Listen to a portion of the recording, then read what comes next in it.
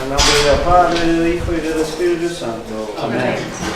Corazón sagrado de Jesús, en vos ponemos toda nuestra confianza, teniéndolo todo de nuestra fragilidad, esperándolo todo de vuestra bondad. Sed el único objeto de nuestro amor, el protector de nuestra vida, el sostén de nuestra debilidad, la reparación de nuestras faltas, la seguridad de nuestra salvación y nuestro refugio en la hora de la muerte. Amén. Dios te salve María, llena eres de gracia, el Señor es contigo, bendita eres entre todas las mujeres y bendito es el fruto de tu vientre Jesús. Santa María, Madre de Dios, ruega por nosotros pecadores, ahora y en la hora de nuestra muerte. Amén. San Marcelo, Ruega por nosotros. San Pedro, Ruega por nosotros. en el nombre del Padre, del Hijo y del Espíritu Santo. Amén.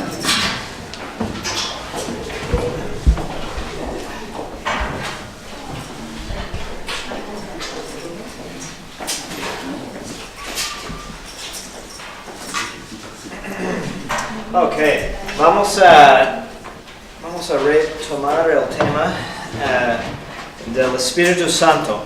Okay, ese artículo octavo del credo. Y de hecho hay mucho que podemos decir sobre el Espíritu Santo, aunque solamente hay una sola frase, ¿no? Es interesante porque este aspecto de la teología es poco desarrollado. Por eso el título de esta plática es El Desconocido, el Espíritu Santo desconocido, porque hay pocos escritos, de hecho, sobre él.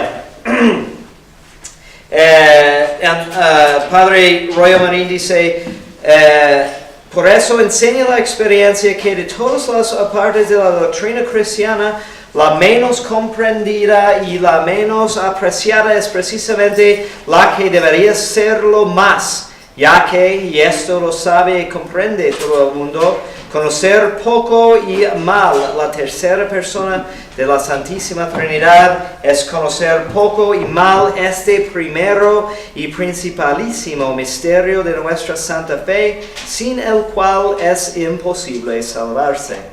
Entonces creo que la vez pasada, antes de Navidad, hablaron de los dones del Espíritu Santo, ¿no? Y cuando hablamos del Espíritu Santo, básicamente paramos ahí, o normalmente es como el extento de lo que decimos del Espíritu Santo. ¿Okay? Y es importante reconocer sus dones, también las virtudes infusas que Él nos da. Pero también queremos ver cómo el Espíritu Santo es el autor de nuestra vida espiritual.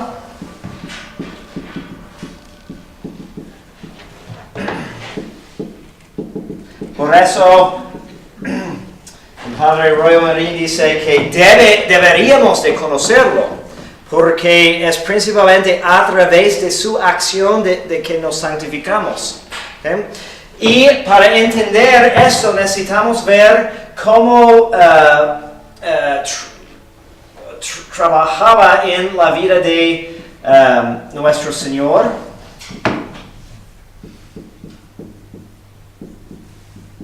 Okay. Su papel en la iglesia.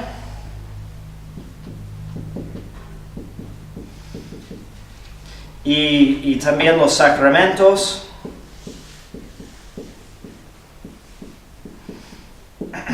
Okay. Y todo eso nos enseña sobre la vida de gracia.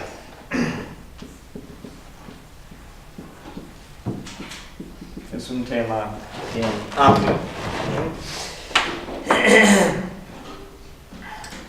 Hay aún una falta de devociones, ¿no? Hay devociones a muchos santos, a la Santísima Trinidad, a la Divina Providencia, muchas devociones a nuestro Señor, pero aún en la liturgia tenemos poca devoción, lastimosamente, al Espíritu Santo. Porque si pensamos, por ejemplo, de las tres fiestas principales en el calendario, ¿cuáles son? El primero es Pascua, ¿okay? Segunda es Navidad y la tercera es Pentecostés. Pero ¿quién hace como un intercambio de regalos para Pentecostés? No hay posadas de Pentecostés, ¿no? Hay una falta de devoción, de festejo para esta fiesta que es tan importante. La misma fiesta de Pentecostés, que en el rito litúrgico solo tiene igual con las solemnísimas fiestas de Pascua y Navidad, lo que significa la importancia extraordinaria que la Santa Iglesia concede a la devoción a la tercera persona de la Santísima Trinidad, no se celebra ordinariamente con el esplendor y entusiasmo que fuera de desear. Mientras en las otras dos solemnidades del año litúrgico, Navidad y Pascua, se nota claramente una adecuada correspondencia por parte de los fieles del mundo entero. La solemnidad de Pentecostés pasa completamente inadvertida, como si se tratase de una dominica cualquiera. Es un hecho indiscutible que se repite año tras año. De este modo va transcurriendo casi todo el año sin una conveniente celebración del Espíritu Santo. Los cristianos reflexivos se maravillan y afligen con toda razón. La peor de todo es que la gran mayoría de los fieles ni siquiera se da cuenta de este inconveniente tan grande y no se acuerda que en el Dios que ahora existe una tercera persona que se llama Espíritu Santo. ¿Cómo podría ser de otra manera si casi nunca oyen hablar de este Dios y al que no ven comparecer jamás sobre nuestros altares? Entonces, vamos a tratar de remediar eso un poco por hablar de él. Y también es una lástima que, aunque cuando esto también fue escrito por Padre Royal Marín, cuando él escribió que todavía había más devoción, más festividad para Pentecostés y para el Espíritu Santo, porque mucho cambió, ¿no?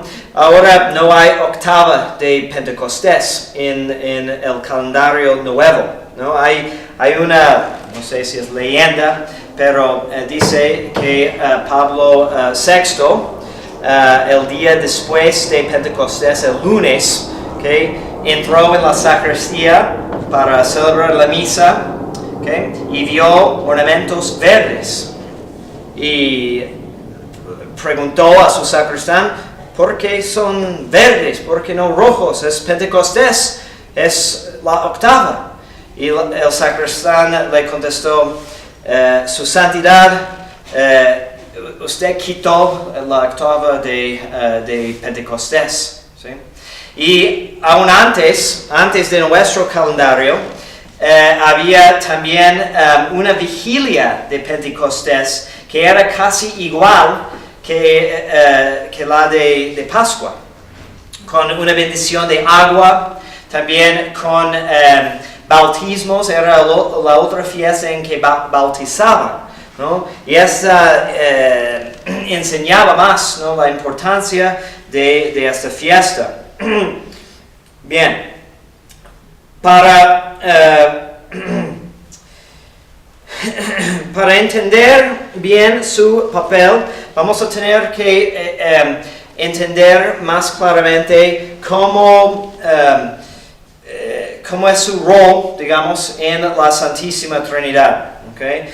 Y por qué tenemos algunos nombres apropiados a él, y porque decimos que ciertas acciones son de una persona o otra persona. ¿Okay? Primero necesitamos aclarar que cuando hablamos de la Santísima Trinidad y las tres personas, ¿okay?, las distinciones entre ellas solamente son dentro de la misma Trinidad. cómo se relacionan una con otra. Todo que hacen fuera es una acción de toda la Santísima Trinidad. Entonces, no podemos decir estrictamente que solo es el Espíritu Santo que nos santifica, aunque lo llamamos el santificador. Y esto es por razones de conveniencia, porque decimos que el Padre es el creador. Las obras de creación corresponden más a Él, porque es el principio de la Trinidad. ¿Okay? Y las obras de sabiduría y de redención corresponden al Hijo, ¿okay? Porque Él es la palabra del Padre. Y las obras de santificación corresponden al Espíritu Santo, porque Él es el amor entre el Padre y el Hijo. Pero en realidad, donde está una persona de la Trinidad están las demás. No pueden ser separados. ¿Okay? Podemos leer las palabras de San Atanasio, ¿okay? Que escribió un credo, ¿okay? en los tiempos de la herejía de los arianos, ¿okay? Que negaron que Jesús era Hijo de Dios. ¿Okay? Entonces, para enfatizar estas verdades, San Atanasio escribió: todo el que quiere salvarse, ante todo es menester que mantenga la fe católica, y el que no la guardare íntegra e inviolada, sin duda perecerá para siempre. Ahora bien, la fe católica es que veneremos a un solo Dios en la Trinidad y a la Trinidad en la unidad, sin confundir las personas ni separar la sustancia. Porque una es la persona del Padre, otra la del Hijo y otra la del Espíritu Santo. Pero el Padre, el Hijo y el Espíritu Santo tienen una sola divinidad, gloria igual y coeterna majestad. Cual el Padre, tal el Hijo, tal el Espíritu Santo. Increado el Padre, increado el Hijo, increado el Espíritu Santo. Inmenso el Padre, inmenso el Hijo, inmenso el Espíritu Santo. Ok, entonces, ya creo que han escuchado varias como explicaciones, analogías de cómo entender la Santísima Trinidad, okay? Pero decimos que el Hijo procede del Padre, okay? Entonces, imaginamos, okay, que el Padre habla solo una palabra, okay? Expresa solo una idea. Pero porque el Padre es omnipotente, es perfecto, es sabio, entonces esa palabra es completa, expresa todo lo que se puede expresar, ¿okay? Y es una imagen de Él, porque Él es todo el bien. Entonces lo que dice refleja Él perfectamente, ¿okay? Y entonces el Hijo es la palabra de Dios, el verbo del Padre, y entre ellos, okay, hay un amor, porque el Padre considera su imagen, okay, y la ama, y el Hijo regresa ese amor, okay, y el intercambio de amor, okay, porque es un intercambio de amor entre dos personas divinas, también es capaz de producir, okay, otra persona divina. Okay? Y esa es la Santísima Trinidad, pero es un misterio enorme. Okay? Esta explicación no satisface nuestra curiosidad y no es completo, no es exhaustiva. Okay? Pero voy a darles unos dichos de santos, ¿no? Que creo que expresan el misterio en un sentido más misterioso y más provechoso para la vida espiritual. Okay? Si uno se mira en un espejo, produce una imagen semejante a sí mismo, pues se la asemejas no solo en la figura, sino que imita también sus movimientos. Si el hombre se mueve también su imagen. Y esta imagen tan semejante viene a ser producida en un instante sin trabajo, sin instrumentos y con solo mirar al espejo. De este modo podemos figurar que Dios Padre, contemplándose a sí mismo en el espejo de su divinidad, con los ojos de su entendimiento y conociéndose perfectamente, engendra o produce una imagen absolutamente igual a sí mismo.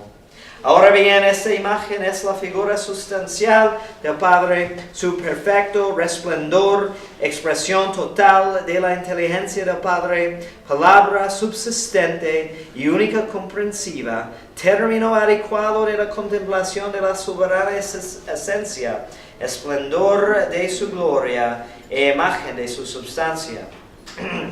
Dice Bossuet, un predicador francés, Dios no tendrá jamás otro hijo que este, porque es infinitamente perfecto y no puede haber dos como él. Una sola y única generación de esta naturaleza perfecta agota toda su fecundidad y atrae todo su amor. Y aquí porque el Hijo de Dios se llama a sí mismo el único, unigénitas, con lo que muestra al mismo tiempo que es hijo, no por gracia o adopción, sino por naturaleza.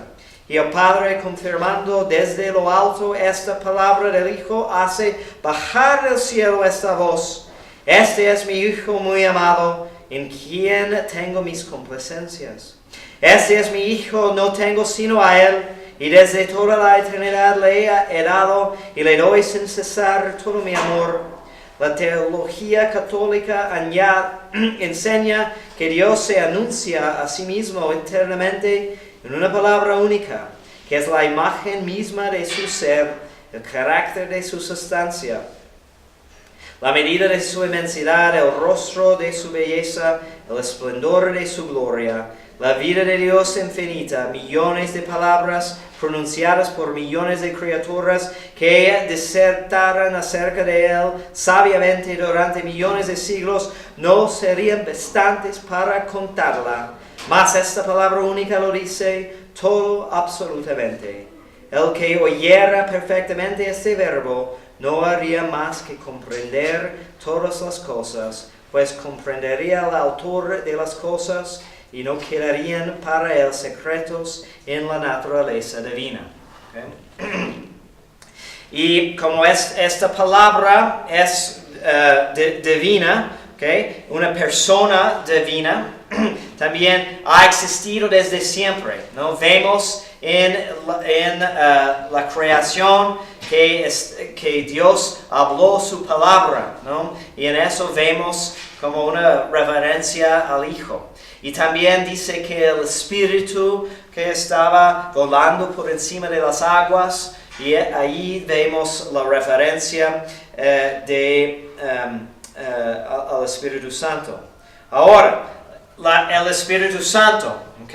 Ahora, y tomen en cuenta cuando hablamos de estas relaciones, que no podemos tomar todo literalmente, ¿ok?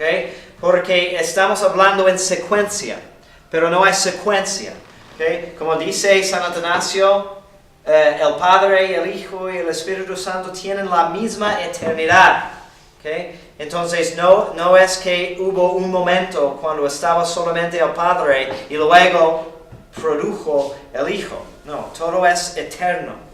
¿Okay? Pero tenemos que usar palabras humanas para entenderlo. Y eso es exactamente lo que está diciendo Bossuet, de que nuestras palabras, ¿no?, son limitadas, incapaces de expresar estos misterios tan grandes. Pero es otra cosa con Dios. ¿Okay? Una palabra basta, ¿no?, para expresar todo lo expresible. ¿Okay? Sigue Bossuet. Para comprender un poco mejor esta inefable procesión de amor, dejemos por un momento la metafísica divina y interroguemos simplemente en nuestro corazón. Y Él nos dirá que en el amor consiste toda su vida. El corazón late continuamente hasta que muere. Y en cada latido no hace sino repetir, amo, amo. Esa es mi misión y única ocupación. Y cuando encuentra finalmente otro corazón que le comprende y le responde, yo también te amo. Oh, qué gozo tan grande. Pero, ¿qué hay de nuevo entre estos dos corazones para hacerlos tan felices? ¿Acaso el solo movimiento de los latidos que se buscan y confunden? No. Estoy persuadido que entre mí y aquella persona que amo existe alguna cosa. Esta cosa no puede ser mi amor, ni tampoco el amor de ella. Es sencillamente nuestro amor, o sea, el resultado maravilloso de los dos latidos, el dulce vínculo que lo encadena, el abrazo purísimo de los dos corazones que se besan y se embriagan, nuestro amor. Ah, si pudiéramos hacerlo subsistir eternamente para testiguar de manera viva y real que nos hemos entregado total y verdaderamente el uno al otro. Esta fatal impotencia que en los humanos amores deja siempre un resquicio a incertidumbres crueles, jamás puede darse en el corazón de Dios, porque también ama. ¿Quién puede dudarlo? Es Él precisamente el amor sustancial y eterno. Deus caritas est. El Padre ama a su Hijo, es tan bello, es su propia luz, su propio esplendor, su gloria, su imagen, su verbo.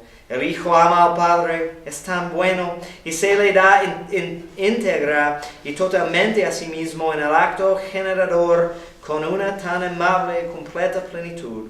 Y estos dos amores inmensos del Padre y del Hijo no se expresan en palabras, solo en palabras, cantos, gritos, porque el amor llegando al máximo grado no habla, no canta, no grita, sino que se expresiona en un aliento, en un soplo, que entre el Padre y el Hijo y el Hijo se hace como ellos, real, sustancial, personal, divino, el Espíritu Santo. He aquí pues, con el corazón mejor acaso que con el razonamiento metafísico, revelado el gran misterio, la vida de la Santísima Trinidad, la generación del Verbo por el Padre y la procesión del Espíritu Santo bajo el soplo de su recíproco amor. En la vida de la Trinidad existe como un continuo flujo y reflujo. La vida del Padre, principio y fuente, se desborda en el Hijo, y del Padre y del Hijo se comunica por vía de amor al Espíritu Santo, término último de las operaciones íntimas de la divinidad. ¿Okay? Por eso, porque es el fruto del amor entre las dos personas, que en el credo que tenemos el filioque.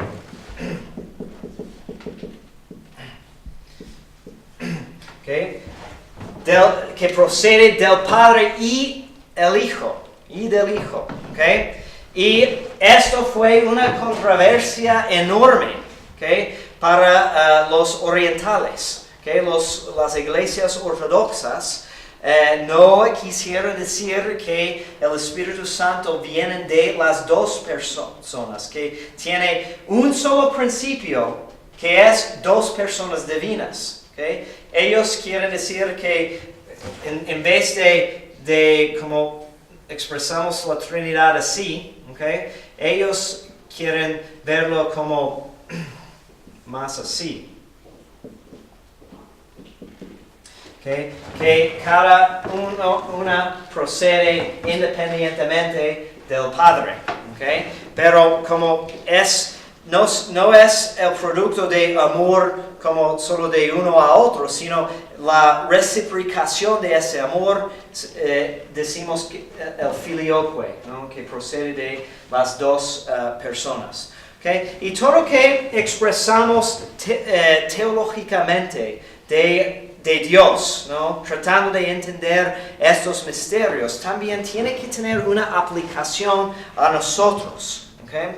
Y como vamos a ver, todo lo que decimos del Espíritu Santo y su operación en nuestro Señor Jesucristo, también tiene una aplicación a la vida en el cuerpo místico de nuestro Señor. ¿Okay? Y si queremos hacer como una meditación espiritual sobre cómo podemos aprovechar de esta consideración, consideramos lo que pasa en la misa. ¿Okay? Y en la misa sabemos que estamos viviendo la continuación o perpetuación del sacrificio de Cristo en la cruz. ¿Okay? Que es la expresión perfecta del amor del Hijo para con su Padre, expresada, en términos humanos. ¿Okay? Entonces, no pudiera ser mejor manera para expresar un ser humano amor que vemos en la persona de nuestro Señor Jesucristo. ¿Okay? La perfecta obediencia. ¿Okay? Y si en la Santísima Trinidad, ¿okay? Este intercambio de amor, ¿okay? Es productiva de una persona divina.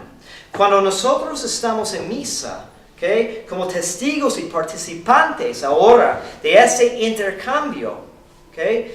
Como perteneciendo al cuerpo místico, ¿okay? Participamos en todo lo que hace Cristo místicamente. ¿Okay? Entonces, si este amor produce el Espíritu Santo como persona divina, que también en la misa tiene que ser productivo, ¿okay? Tiene que ser fructífera. Y eso ocurre en las almas de los fieles. ¿Okay? Es la gracia fructificándose en los fieles por recibir, por asistir la misa, ¿okay? Participar en la misa. Okay. Y pues podemos, si discutimos con un judío, ¿okay? Ellos van a decir que no hay Espíritu Santo, no hay Trinidad, igual los musulmanes, ¿okay? Que es algo nuevo, que somos como casi paganos por decir que hay tres personas. ¿Okay?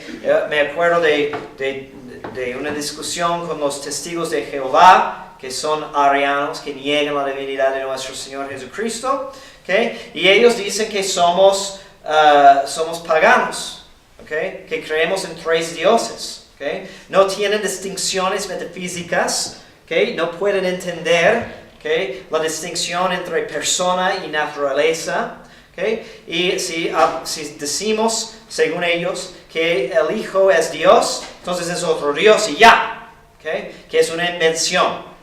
Pero hay, como ya dije, desde la historia de la creación vemos las pistas de una Trinidad en Dios. ¿Okay? Y hay, estudiándolo más, con más cuidado, ¿okay? Podemos ver que hay muchas referencias, aún en el Antiguo Testamento, al Espíritu Santo. ¿Okay? Y la promesa, si queremos buscar las evidencias para las tres personas, también las promesas de un Mesías nos indica que siempre ha sido parte de la revelación, aunque no tan claro como la tenemos ahora. ¿Okay? Pero los hebreos hablan de un espíritu o respiro de Dios. ¿Okay? En diversos sentidos. ¿Okay? Significa el viento, porque Dios da a conocer su presencia, su fuerza o su ira Así aparecerá incluso en el cenáculo el día de Pentecostés. Es también ya desde el principio el soplo de vida que Dios inspira en el hombre y hasta en los animales. Okay. Sí. Vemos.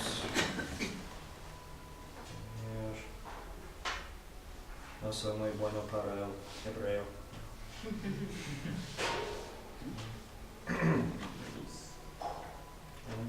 Es como el soplo o espíritu.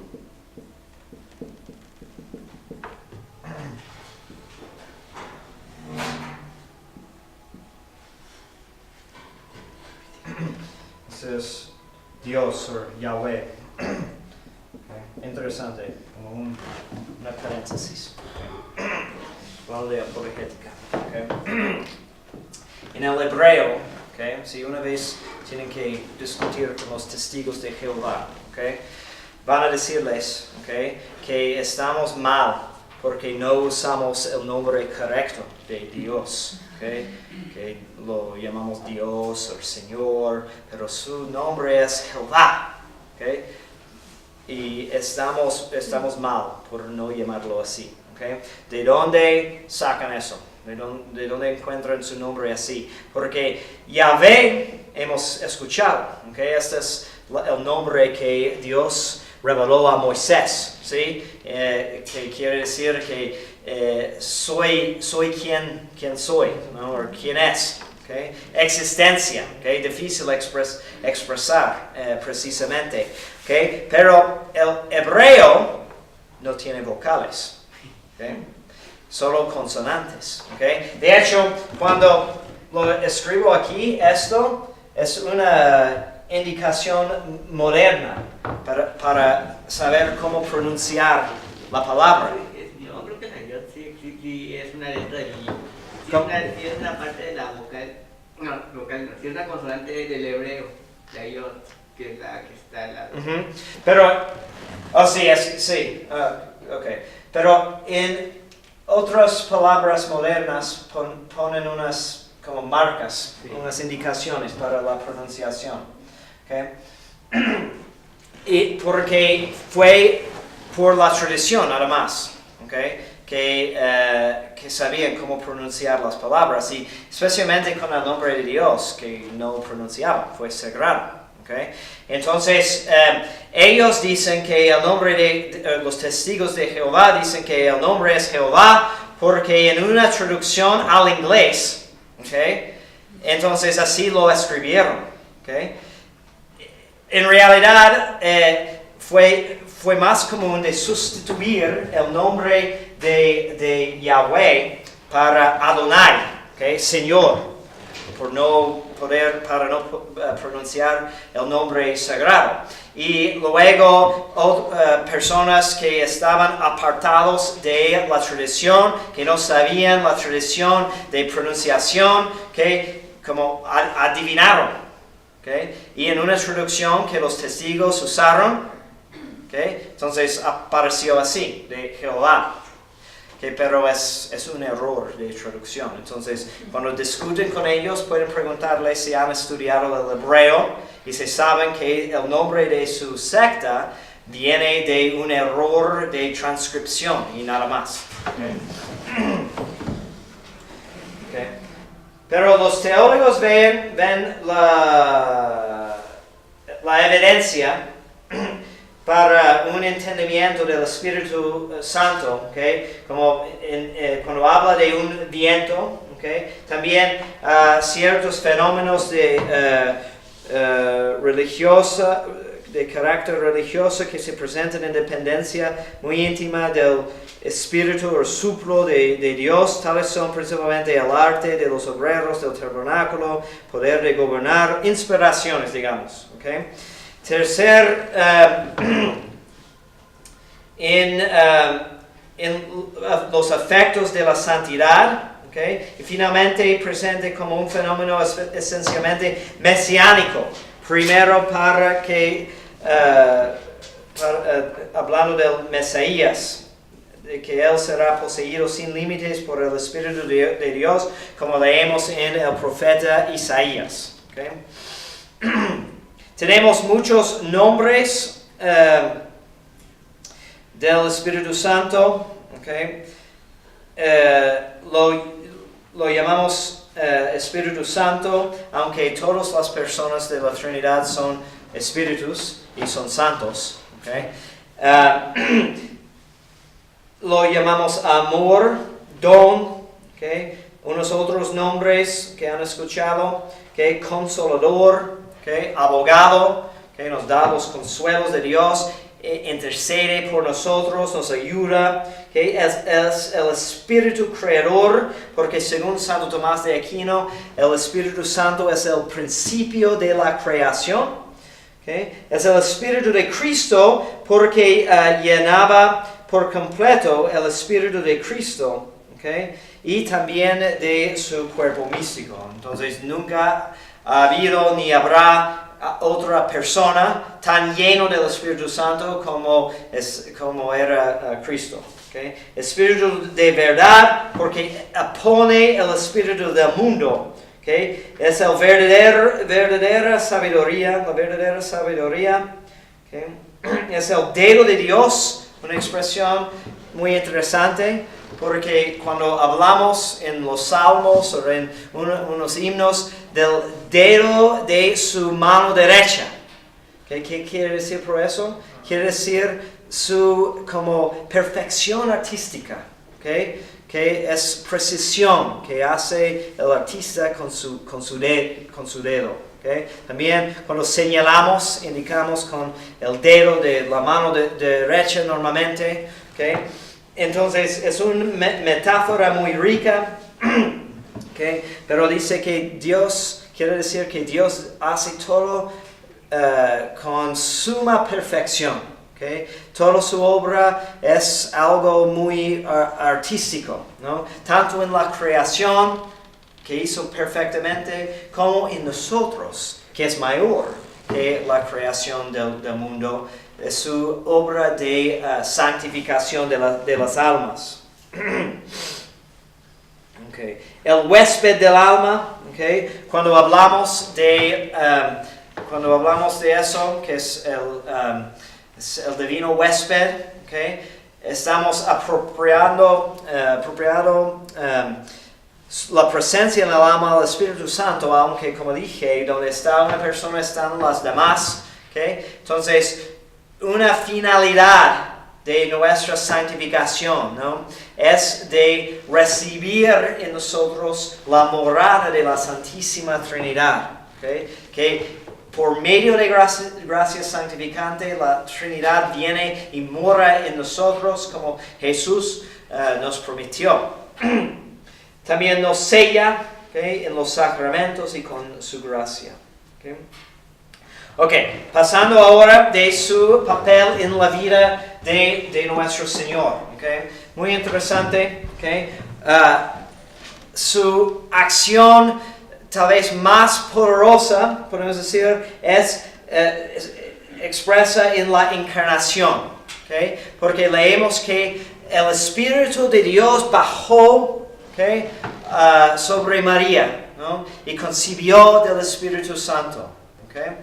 Y en esta escena, okay, encontramos una palabra, okay, para expresar, okay, esta presencia del Espíritu, okay, que solamente encontramos en un otro lugar. Un solo lugar más en todas las Escrituras. Okay? Cuando Moisés consagró el tabernáculo, okay, y descendió el nube, okay, la presencia de Dios que quedó ahí sobre la morada del arca de la alianza. Okay? Ya ven cómo se relaciona, ¿no?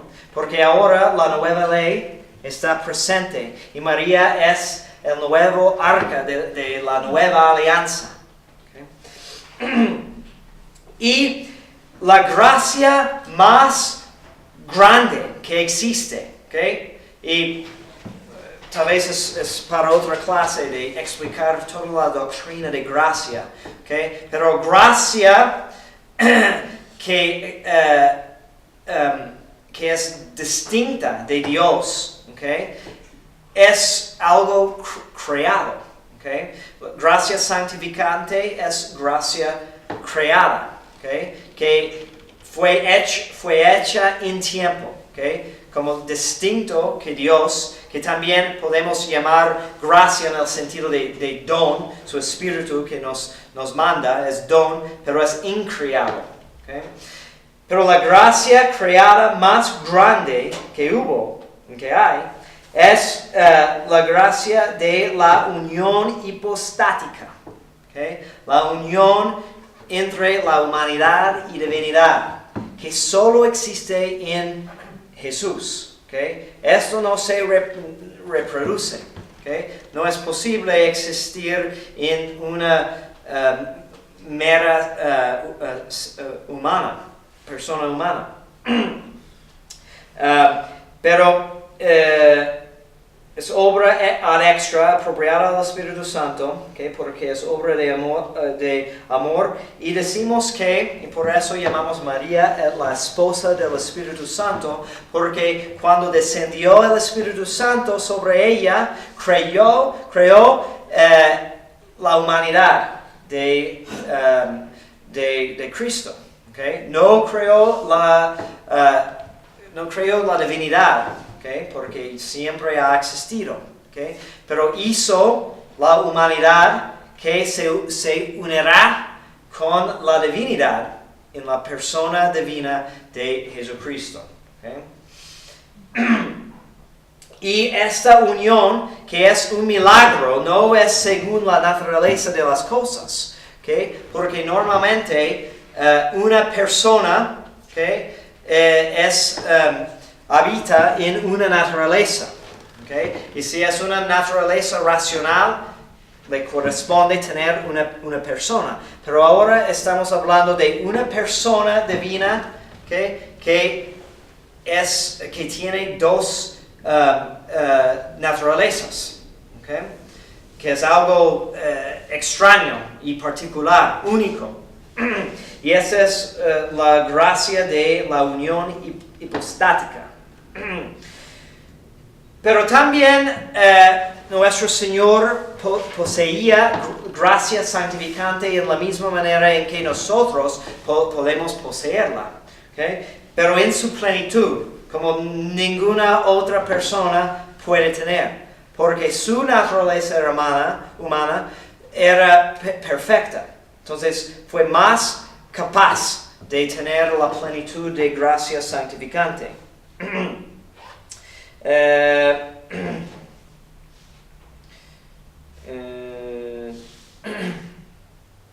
En Cristo y en nosotros hay gracia santificante, que es la que eleva la naturaleza humana para que pueda obrar sobrenaturalmente. Gracia santificante siempre va junto con los dones y las virtudes infusas, porque es evidencia de la presencia del Espíritu Santo. ¿Okay? Bueno, unos otros ejemplos en la vida de nuestro Señor. ¿Okay? En su bautismo, ¿okay? Su bautismo tenemos una manifestación muy clara del Espíritu Santo.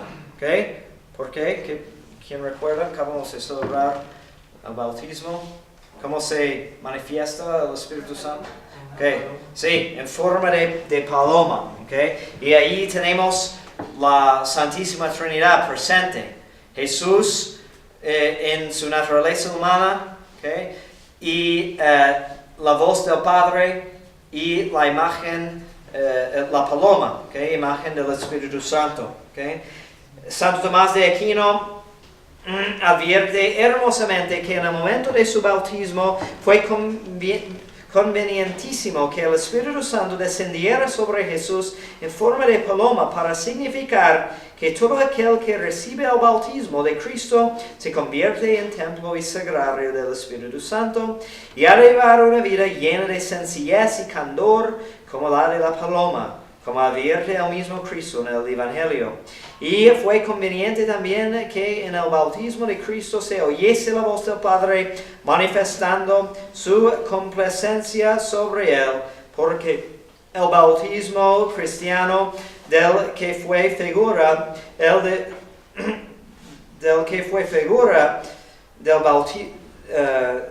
del Bautista, se consagra por la invocación y la virtud de la Santísima Trinidad, y en el bautismo de Cristo se manifestó todo el misterio trinitario, la voz del Padre, la presencia del Hijo y el descenso del Espíritu Santo en forma de paloma. Okay.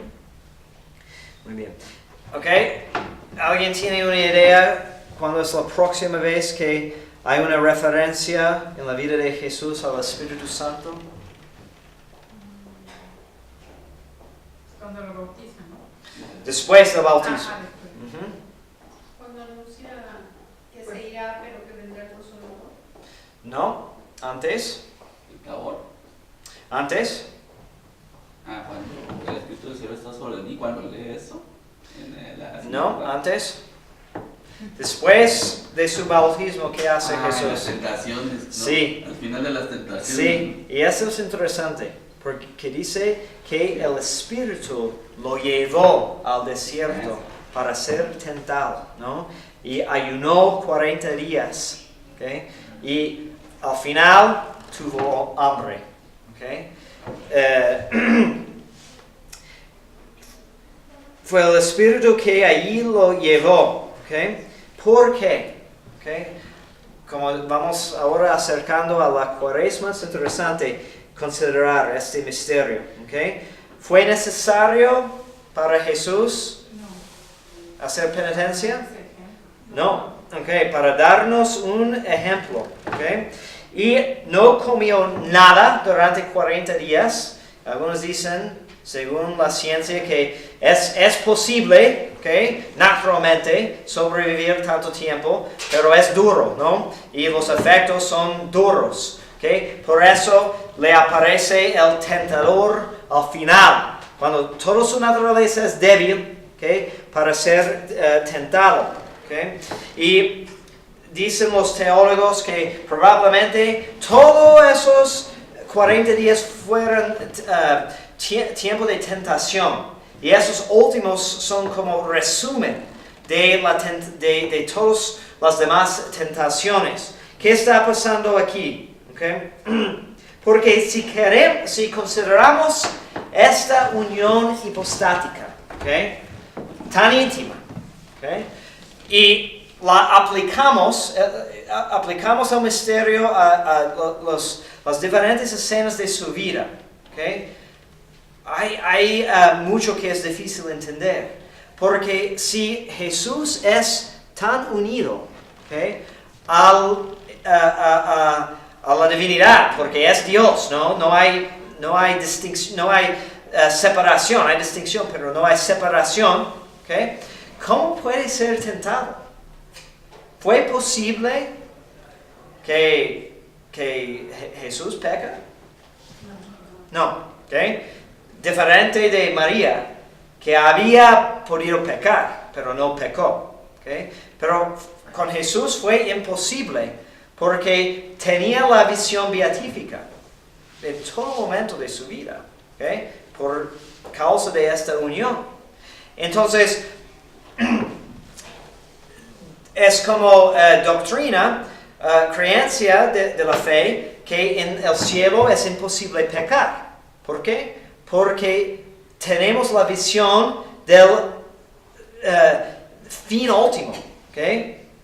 Entonces, la voluntad no puede ser llevada por bienes ilusorios, como sucede cuando pecamos, ¿okay? No podemos desear nada aparte de ese bien, porque la voluntad tiene una inclinación natural hacia el bien.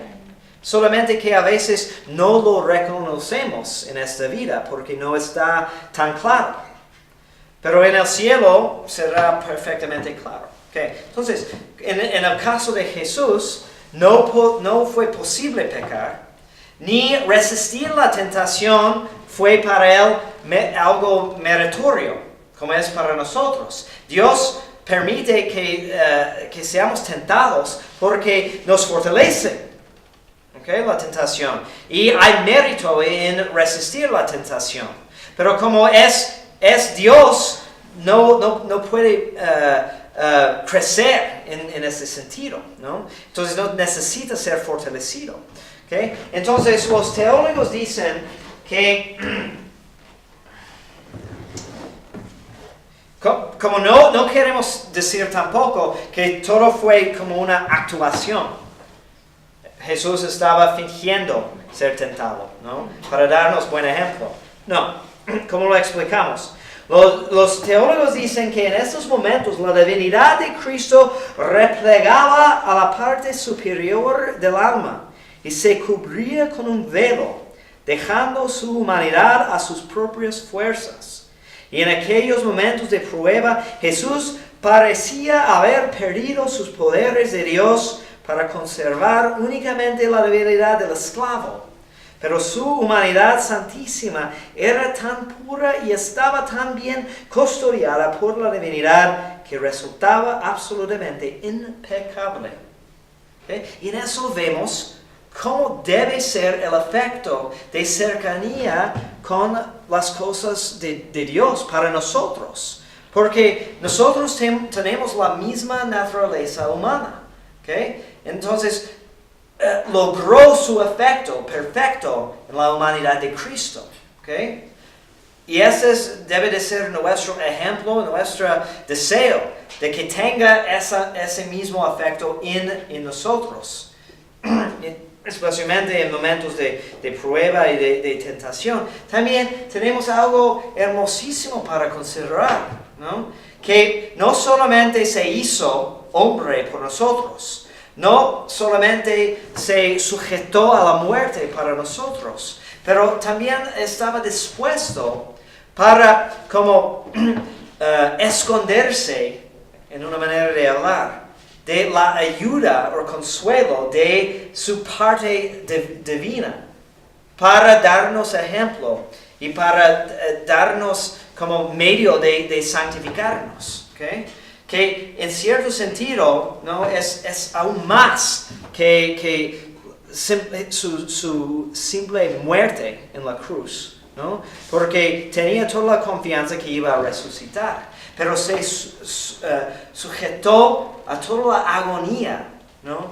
de una naturaleza abandonada por Dios. ¿Okay? Increíble.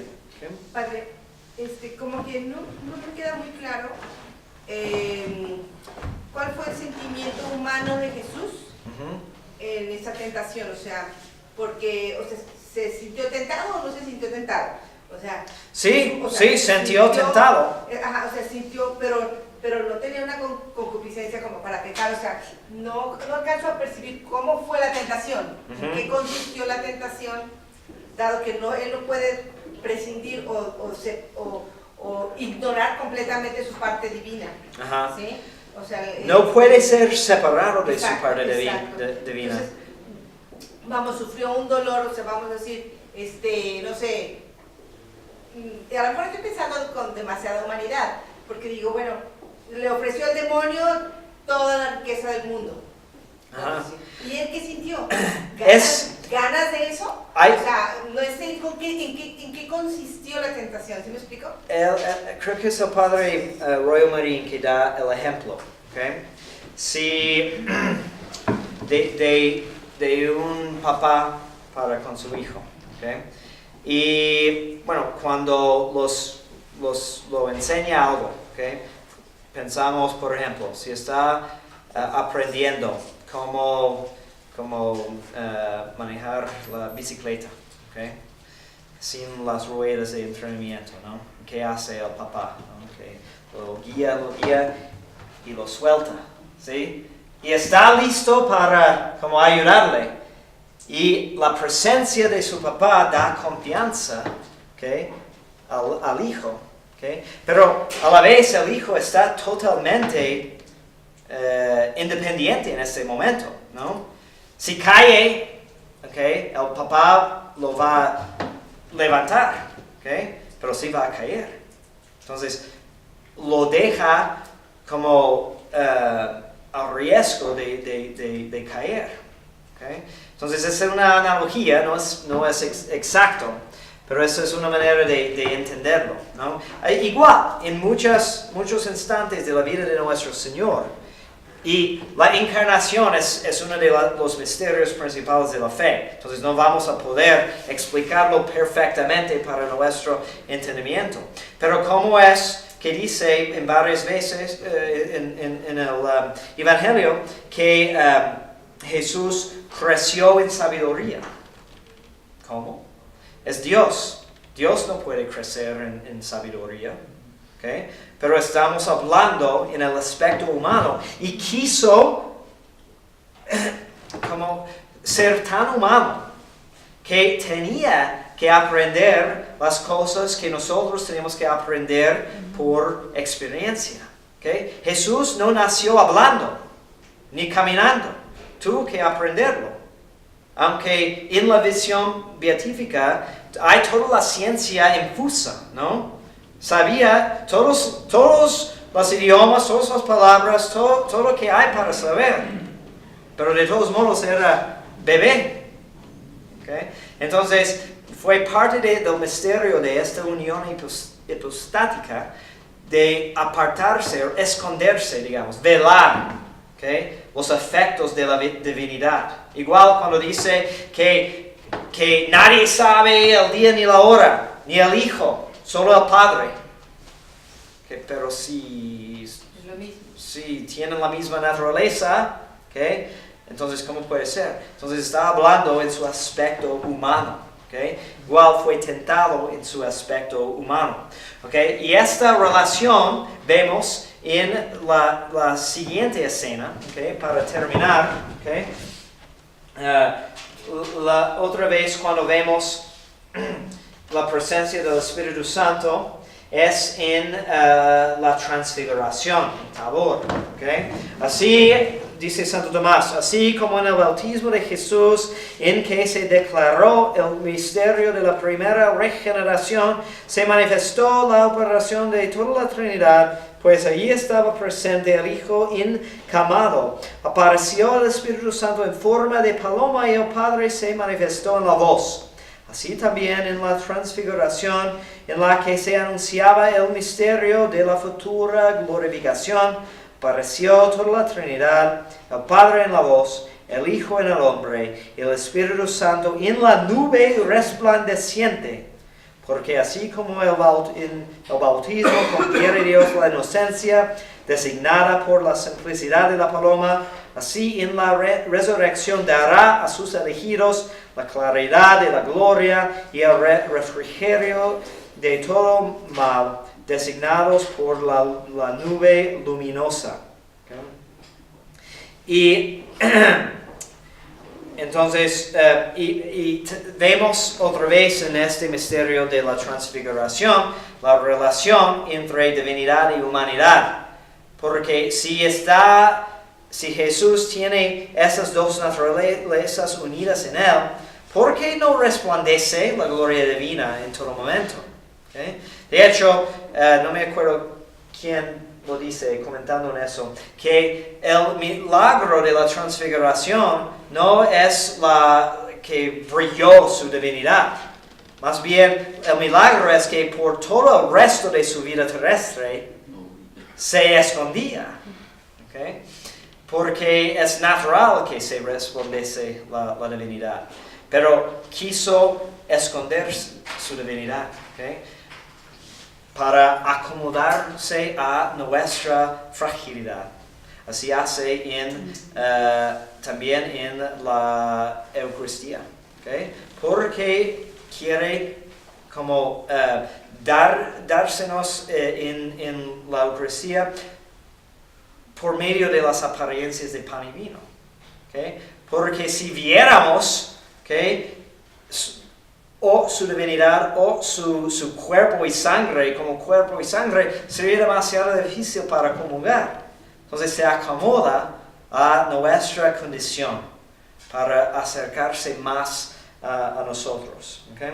Y también el Espíritu Santo es evidente en los milagros que hace Jesús porque son obras de la divinidad. Los hizo para manifestar o probar, ¿okay?, su divinidad. ¿Okay? Y también en su doctrina, ¿okay?, por su belleza, ¿okay?, por su universalidad, que nunca cambia, está igual por todos los lugares y en todos los tiempos. ¿Okay? Y así dice un teólogo, hablando de la divinidad, el carácter divino de su doctrina. La humanidad camina velozmente sin cesar, bendice y aclama a su paso a los genios y a los héroes que se levanten para guiarla, pero muy pronto se olvida de ellos y les vuelve la espalda. La filosofía de Platón tuvo gran éxito en otras épocas, pero hoy ya no basta. La ciencia de Newton es admirable, pero fue superada. La geología de Cuvier levantó una revolución, pero ya nadie se acuerda de ella. Aristóteles, Copérnico, Galileo, Leibniz están superpasados. Solo Jesús y su doctrina, declara el propio Renan, teólogo, no serán jamás superados.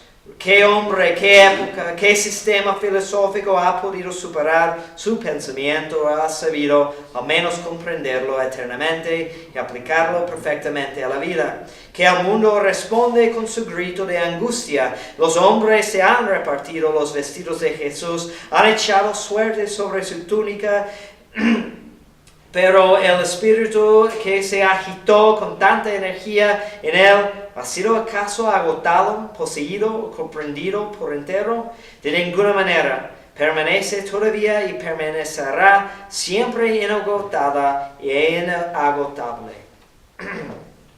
¿Preguntas? Más a tu manera de comentario y de opinión suya. Mencionaba al principio que es el desconocido, que no empieza, como que se le ha olvidado, se ha relegado. Pero sin meternos a las formas, porque ahí sí no niego que hay muchos abusos, ¿qué opina del trabajo que ha hecho los carismáticos, la renovación? Porque de cierta forma sí han tratado de... Sí, pero esa es una... Pero digo, sin irnos a las formas que sí sé que hay... Sí, pero un aviso, ¿no?, importante es que sí, el Espíritu se expresa a través de cosas magníficas, ¿no?, impresionantes. Sí. Pero esas expresiones corresponden más de la primera época del tiempo cristiano. Porque los teólogos también hablan de otras expresiones más profundas o impresionantes, pero que más pertenece al trabajo o al papel que es precisamente del Espíritu Santo, que es en el interior. En cierto sentido es al propósito que el Espíritu Santo es menos conocido, porque su trabajo es más misterioso. ¿Okay? Porque es la obra de santificación. ¿Okay? Entonces, hay tratados en la teología ascética, mística, ¿no?, sobre esos dones místicos. ¿Okay? Pero son de otro tipo, ¿no? Y esos dones carismáticos, ¿okay?, son para el bien del otro. Ajá. ¿Okay? Sí, de hecho de ellos nos hablaba el padre viendo la vez pasada. Sí, son para el bien. Los de lengua, de sanación y todas esas cosas. Y uno puede profetizar, hablar en lenguas sin tener ningún efecto, ni ser indicación de la santidad de la persona. ¿Okay? Entonces, todas esas gracias extraordinarias, ¿okay?, son para los demás.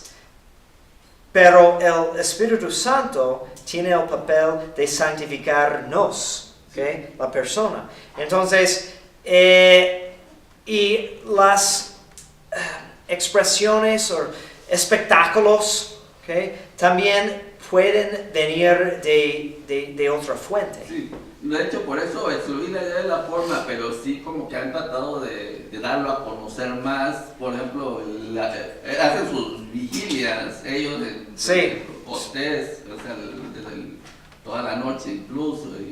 Pero aparte a nivel, y eso es lo que quizás menos se toma en cuenta, llama más la atención lo espectacular. Sí, como que han querido escribir un poquito más acerca de él en sus libros, lo que ellos publican. Por eso lo comento. Sí, pero lo interesante, y no he leído mucho de esos escritos, pero sí hablan también de estos aspectos de santificación, ¿no? Si hablan de la teología ascética, según la tradición, ¿no? O están hablando nada más de cosas espectaculares, ¿okay? que es una distracción, porque es importante tomar en cuenta que pues nadie sería tentado, ¿no? O nadie pecaría si el diablo solamente usara frutos malos, ¿no? Si todo fue evidentemente mal, entonces sería fácil reconocerlo y rechazarlo. Entonces, el trabajo del enemigo, ¿okay? Que se disfrace como un ángel de la luz, siempre permite, no le preocupa si hay algunos frutos buenos, ¿okay? Y no lo dudo por sus buenas intenciones, ¿okay? Pero por ejemplo, ¿okay? Si la fuente principal de nuestra santidad es la liturgia, ¿okay? Y si los carismáticos, ¿okay? Tienen esa inclinación de como cambiar la liturgia para hacerlo más ruidoso, ¿okay? Estoy leyendo y les recomiendo el libro de Cardinal Sarah sobre el silencio, y habla muy bonito sobre el aspecto de silencio en la liturgia, porque esas cosas, como lo mejor que podemos hacer para asemejar la perfección de la palabra divina, que es Jesucristo, es quedarnos en silencio, ¿okay? Es reconocer que nuestras palabras son insuficientes, ¿okay? Y la cuestión siempre tiene que ser, si hay más reverencia, más adoración, pero en el buen sentido, porque donde vemos en la tradición adoración tanta agitación, ¿no? La liturgia nos calma, nos quieta, ¿no? Entonces tiene ese efecto de ponernos más en unión, ¿okay? Contemplativa, ¿okay? Y porque así Dios obra en la intimidad y silencio del interior del alma. El caso de Elías, que fue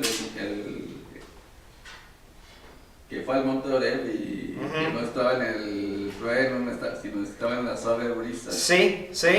No, y podemos decir que mucho más interesante que eso, ¿okay? Es la acción del Espíritu Santo en los grandes santos, ¿no? Si vemos la santidad de Santa Teresita, ¿no? Santa Isabel de la Trinidad, y esos santos que han profundizado, ¿okay? Las glorias de la vida íntima de gracia, es mucho más impresionante y fructífera. Entonces, yo creo que hay mucho riesgo de decepción. No dudo las buenas intenciones, ¿okay? Pero hay que volver al principio, ¿okay? Si la esencia de nuestra santificación se realiza en la misa, ¿okay? Y nuestra participación en ella, ¿okay? Evaluamos si una cosa es buena o malo en cuanto nos lleva hacia un entendimiento más profundo de la Santa Misa, según yo. ¿Otras preguntas? Muy bien. Okay. Gracias a Dios. Gloria al Padre, al Hijo y al Espíritu Santo. María, Madre de Gracia, Madre de Misericordia. Y benedictio Dei omnipotentis Patris et Filii et Spiritus Sancti descendat super vos et mania semper. Amen.